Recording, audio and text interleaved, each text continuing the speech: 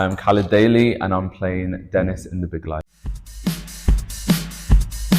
So The Big Life is loosely based off Love's Labour's Lost by William Shakespeare, except for in this version it's a musical and it's set in the Windrush era. So we follow a group of people who have come from the West Indies to England around the Windrush era. And we see them navigate love, convince themselves they've fallen out of love, and the hardship of life and starting life again in West Indian. I'm Mantwashan. It does feel familiar because I moved to the UK because we had to, essentially our home got destroyed by a volcanic eruption. So I moved to the UK when I was a baby with my mom and sister. But a lot of family members who have now passed, they spoke about when they came. So my auntie, she, God rest her soul, she came to England when she was 23. Wow. By herself. That's a difficult age. Yeah. And I remember she spoke to me about it, and my adopted grandma, before she passed, she was saying, because she was like helping being a nurse. Yeah. And she said it was like difficult as well. Yeah. Because she came from Jamaica. It still feels relevant in that whole idea of, you have like big dreams and you have expectations of what it might be like, and you get there and it's completely different and you have to really readjust. Oh, that's an interesting question. I feel as though Dennis, we're still like playing and finding out things, but I feel as though with him, he's very much full of lots of rhythm and loves the sounds. He's very much, it's in his body, I feel so far, because we were practicing the big opening number today. And I feel as though with him, it's something that is carried through, it's part of his energy, but then with his arc in the show, it kind of, I don't want to say too much, but it kind of like shifts because of how hard it is. But I think the amazing thing in regards to like the sound and the influence of like ska music is how joyous it is, and essentially how much it influenced British culture. Huge. When I was like doing research and I was looking into like ska music, and like My Boy Lollipop being one of the first, like the biggest, when they first stepped up on the scene. It's amazing. It's amazing how it's an influence of reggae and punk. So that fusion is very joyous. I'm excited for audience members to hear it.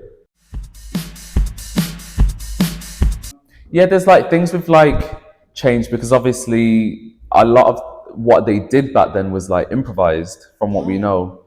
So it's making it our own, and essentially all our characters, well, I think back then a lot of the characters were Jamaican, but we have like, so Dennis, I've placed him coming from Montserrat, where I'm from, and then we have characters from Trinidad and St. Kitts and Barbados and Jamaica, so all over. So hopefully audience members feel represented wherever they're from in the West Indies. We actually did one today. We did. It's there's one in Act 2. How much can I say?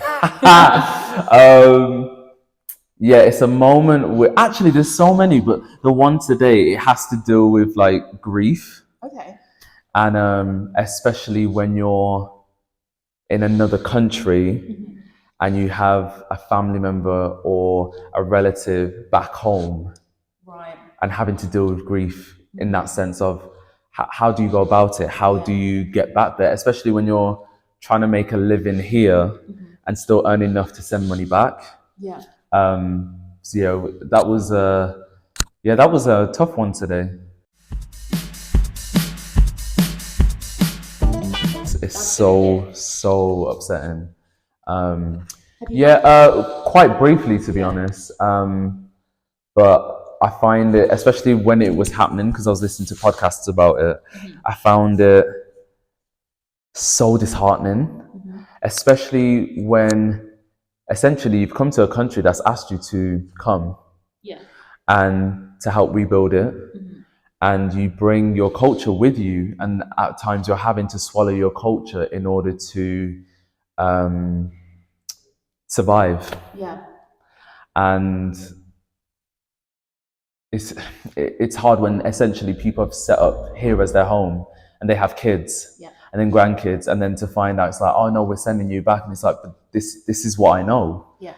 So it's even get like it's yeah. Oh, I felt as though when I did Hamilton, when I was John Lawrence and Philip Hamilton, it felt like a turning point because we were coming back from the pandemic. So it was a big adjustment. I was living in Birmingham, then moved to London. Hadn't been in London for quite some time. And obviously with a show on that scale and of that magnitude, so known globally, I put a lot of pressure on myself, and I felt so grateful for the company that I was in because they just looked after me. And essentially, I taught myself that I needed to get out my own way in order to reach the goal of essentially a dream that I was living. Because I dreamt about being in the West End for so long. And I was like, oh, can I do this? And I was like, I need to get out my own way because this dream is happening. Like regardless, yeah. So that was a big turning point, and I gained a lot of confidence that I felt as though I lost during the pandemic. Yeah, I don't know if it's like the isolation thing, and with the Black Lives Matter movement as well, and losing family members and not being able to grieve together as well. It was a lot. So yeah, especially like in moments of the second half when grief happens and death happens, it was it felt quite cathartic in that sense. Yeah.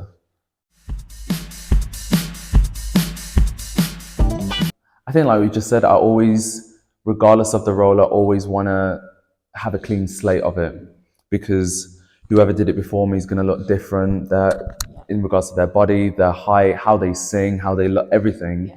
So I always have to say to myself, I'm bringing me to it. And what does that version look like? Because in some capacity, someone in the audience is going to see my version and relate to it. And then once like I've left, like my friend now who's doing it, someone's going to relate to probably his more when they see it. So I always try to do a fresh approach to it. I just feel as though it's important. It is. Because you get a lot of fans coming back time and time again to see the show, and you want them to get a different flavour of who you are and what the character's about. Oh, that's a fantastic question. I always, through the art and the storytelling, I always want to learn something more about myself, whether that's healing from like past traumas or being present, being like, oh, okay, I need to possibly fix this in my life. So say, for instance, I did Choir Boy before this, and I realized that the character that I was playing felt quite similar to me when I was younger, and a lot of the choices and this whole idea of needing to survive in the environment that you're in, especially when you're a teenager. And it gave me the opportunity to essentially have an encounter with him and hug him and be like, no, I understand why you did that. And it's cool. Like, I forgive you, even if I probably at the time didn't think, oh, I need to forgive myself. But I was like, oh no, I actually need to forgive myself because a lot of things are coming up and I thought I dealt with them, but I need to heal as much as I can and learn something from it.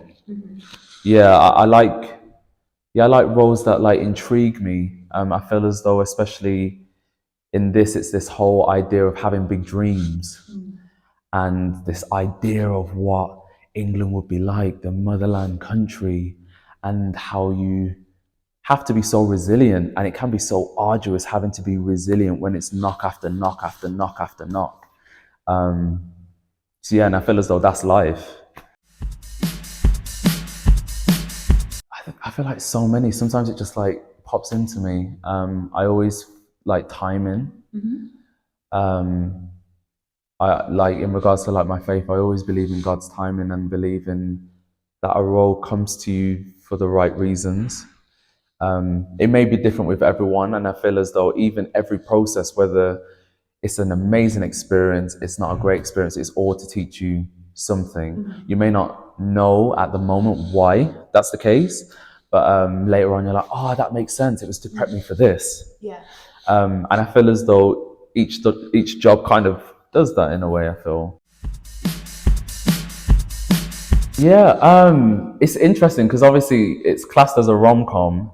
I'd never even thought like this is the whole thing in regards to like dreams. I just never saw myself. I think I had a limited view of myself of like, oh, possibly being a rom-com. I think I always thought I was gonna be the funny best friend, and which I don't mind, you know, as long as there's depth. But sometimes it's interesting how there'd be an idea. So I remember one time we were practicing one of the songs and I came, I don't even want to say too much because it might be in the show. I was practicing one of the songs, something happened, and then we did it again and I was like, should we put that in the show? We were like, yeah, let's put that in, let's try and see how that works. And now it works. Love that. So I love how like there's just such spontaneity in regards to like ideas, because obviously you want to like come in prepped, you want to have loads of different ideas to like workshop and try out. But when it's like so spontaneous in the moment and you know when it happened and how it happened, Yeah. and then you get to do it and share that with audience members, it's exciting. Yeah, so essentially she had said that she wanted us, in regards to the characters being from different countries of the West Indian countries, she was like, yeah, if you want your character to be from Mansour, okay, cool. Like, obviously, you know, it may change the dynamic of like the piece, which is good, but it keeps it fresh. Yeah. So yeah, she's been like so cool and open in regards to that, and she's absolutely hilarious. I can imagine. Oh my days, she's so funny. Oh my gosh. Oh man, okay. It's so hard because they're so great. Maybe two. Can I say two? Yeah. Okay, I'd probably swap with Ashley, who plays Ferdy. Oh no, actually no. This is hard. Yes, I'm definitely on this now. I would swap with Danny Bailey, who's playing Admiral and Eros, because he's like a proper trickster in the show. Oh, that's fun. And it's so funny because he's coming up with so much hilarity by himself and in the moment as well. And we're we're all going, how are we not gonna laugh? Like literally, like we're laughing so much in the rehearsal. We're like, how are we gonna do this on stage? Like we're trying to find tactics to be like, okay, maybe if you like look down and like we'll be fine. But yeah. Maybe you've got to find a way to just incorporate the laughter. You know what? I think I might just have to do. I actually tried doing that today. We were practicing one of the scenes, and I just did a shocked face and like laughed, and then just made the laugh bigger. I was like, it's fine. I've covered it. It's in the character. It's chill. It's all chill. It's so fine.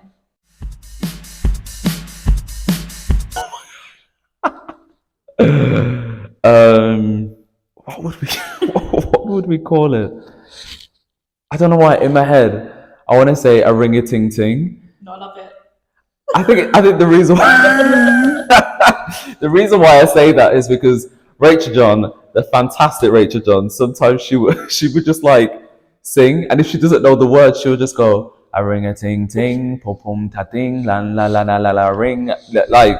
Perfect. And we'd be like, sure, yeah, let's go with it. Yeah, maybe a ring a ting a ting. Ooh, I feel like, I guess the singing, I think it's the whole, like I love singing, but I think it's once you get into the run and that consistency of looking after your voice, because you get to a point when you're like, oh, my voice is tired and I really have to be disciplined to be quiet and steam and hydrate and have the honey, the lemon and ginger, or like the goodness to then do it again. Yeah. Because you want to be given the same great show consistently as best as you can. I'd probably say that, because every time I say, for instance, if I do a play and then I come back to a musical or do a bit of TV and then come back, I'm like, oh yeah, like the singing, like you really have to make sure your body's in check and you're really looking after your well-being, essentially. Hey, you should come see The Big Life, because it's gonna be a joyous evening of fun, color, culture, with beautiful storytelling, beautiful acting, like not even beautiful, like extraordinary singing, um, and you'll have the tune stuck in your head. It's one you don't want to miss. It's one you don't want to miss.